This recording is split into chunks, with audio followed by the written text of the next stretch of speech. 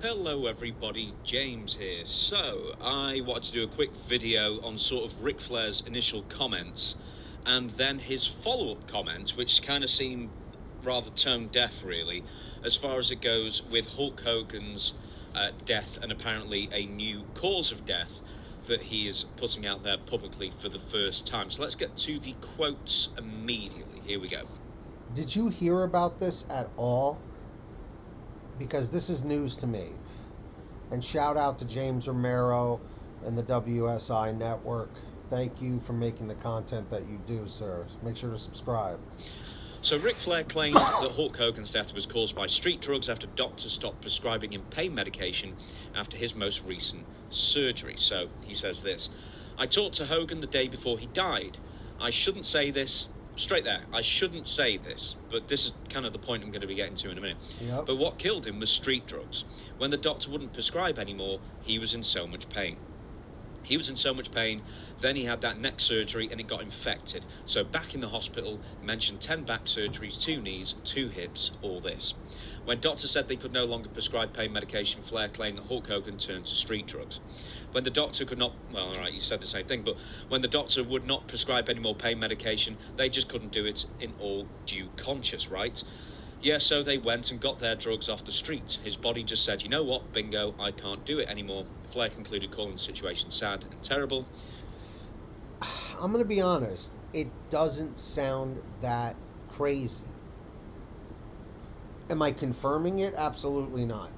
But these wrestlers, especially when they get up there in age like Hogan was, their bodies are in so much disrepair and they are in so much pain that the pain medication is all they can rely on. And if they're not getting the level that they feel they need from the doctors, they're still in pain, so they're going to go anywhere they can.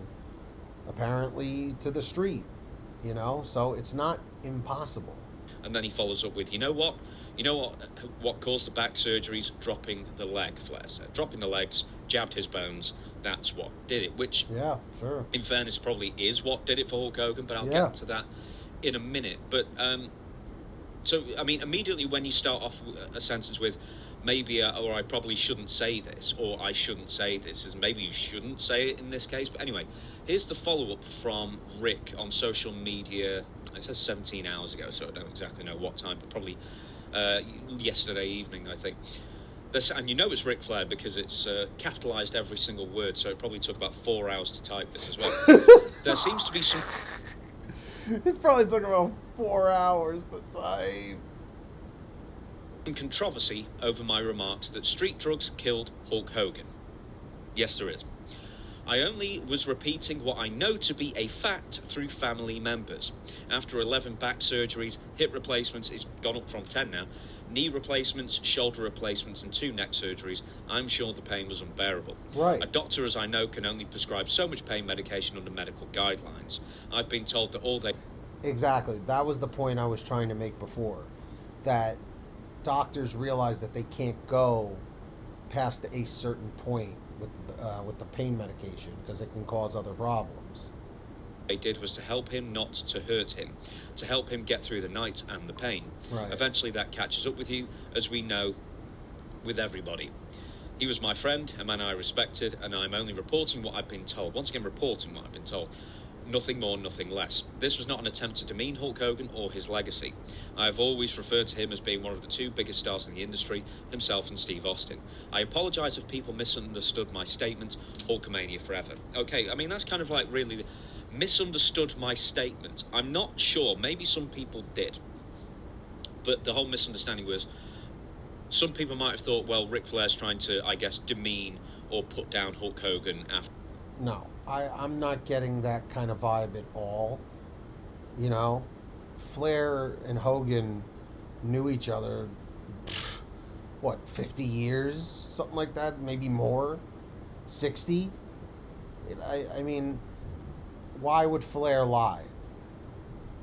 You know?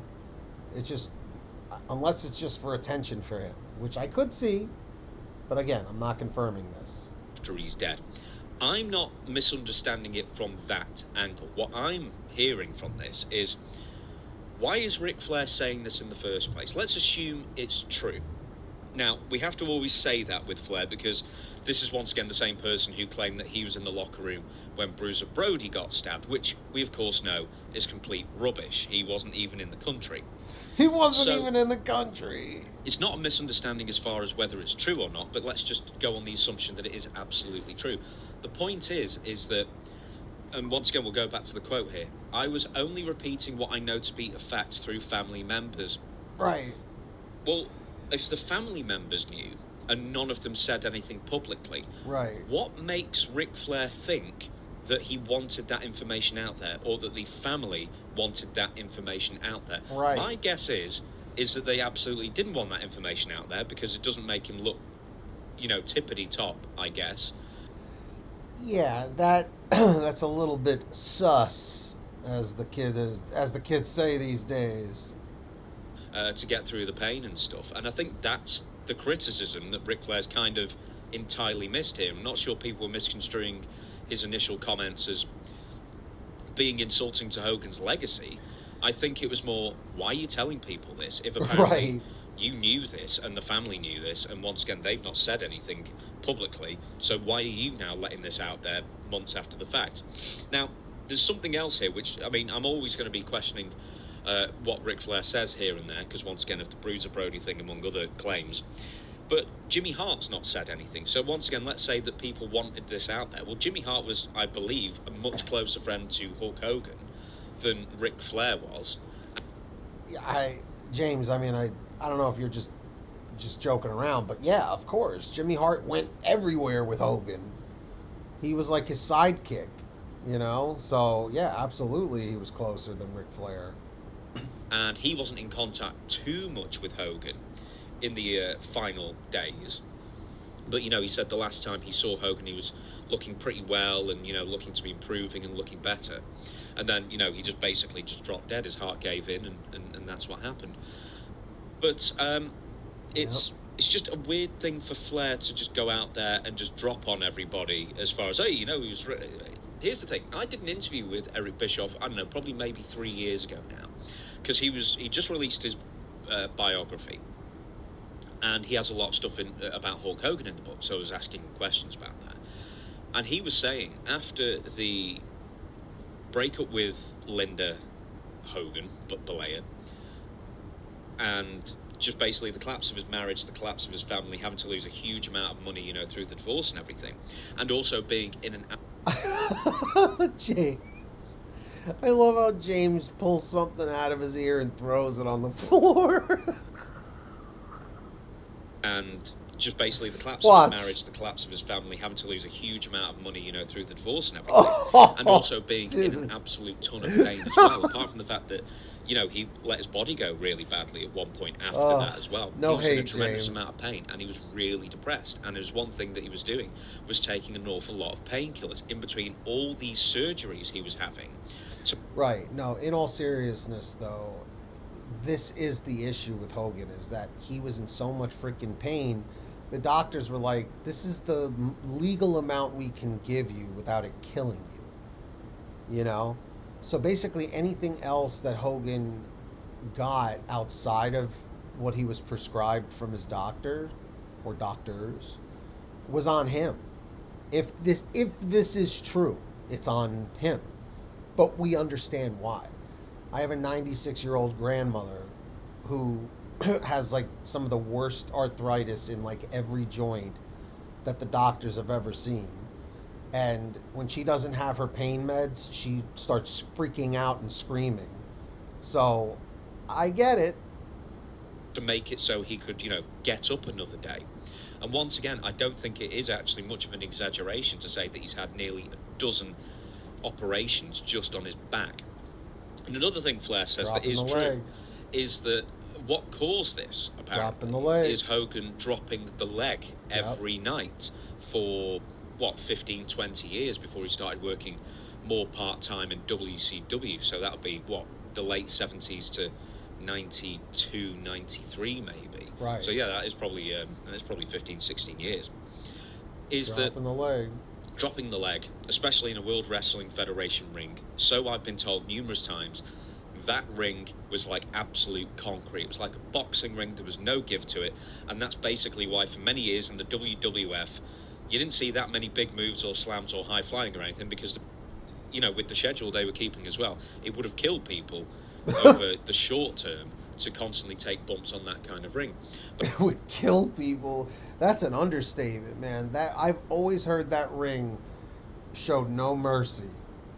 None. But Hogan being, now you might think, well, a leg drop isn't the biggest deal, but one, he was getting up there, and two, he's 300 pounds or so at the time, 21 stone, 22 stone. He was a huge guy compressing his spine every single night, because, that was what was expected of him, and that was what the fans wanted. Right. So he did that every night for 15 or so years, and then he ended up paying the price for many, many years. And I think people criticize him for basically like boiling down what he could do in the ring, or what he did do in the ring, from like 86 onwards, the Formula Hulk Hogan match. It was more self-preservation, I think.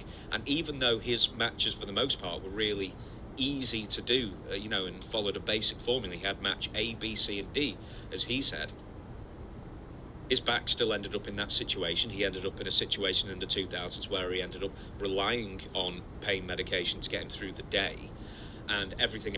Because think about it, like he's saying, 300 pounds, 21, 22 stone, just so there's the, the conversion there.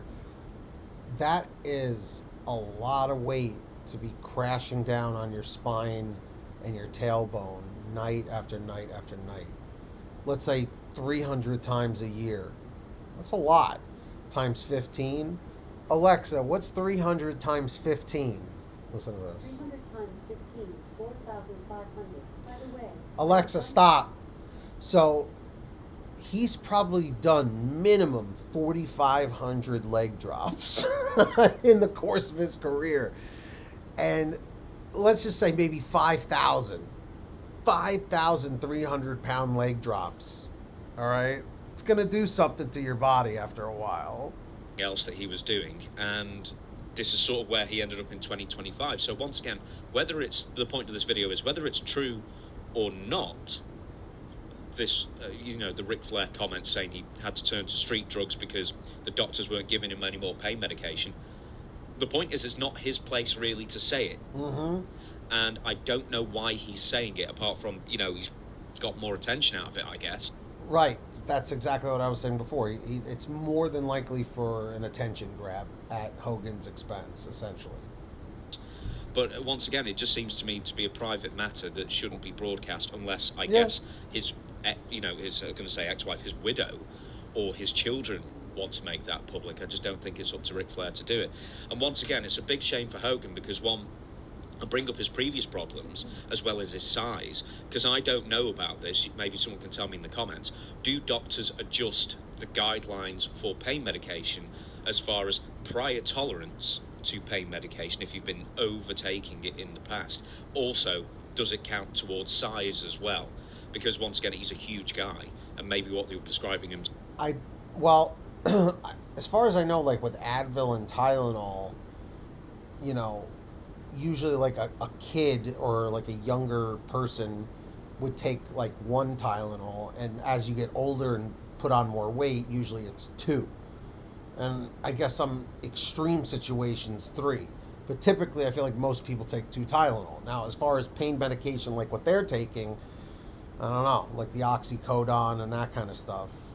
Simply just wasn't touching the sides in that respect. But once again, I don't think it was Ric Flair's place to say, or at least, or the very least speculate, or essentially what he says here. I'm going to go to the quote one more time.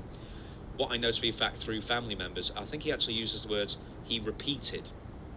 But once again, I'm not sure if any of them gave him permission to go public with it. So that's the video. That is. So, do you think what Ric Flair is saying is true? Yes or no? I want to hear from you down below in the comments. Make sure you go and subscribe to James Romero. I have his link at the top of the description. Go show him some love. And if you enjoyed this video, let's see if we can hit 1 like, 1 subscriber if you're new here, welcome, and 1 comment. If you made it to the end of the video, leave a comment saying, woo! Seriously. So, till next time, keep watching wrestling. We'll keep reacting. And if you don't like it, we got 2 words for you. Subscribe.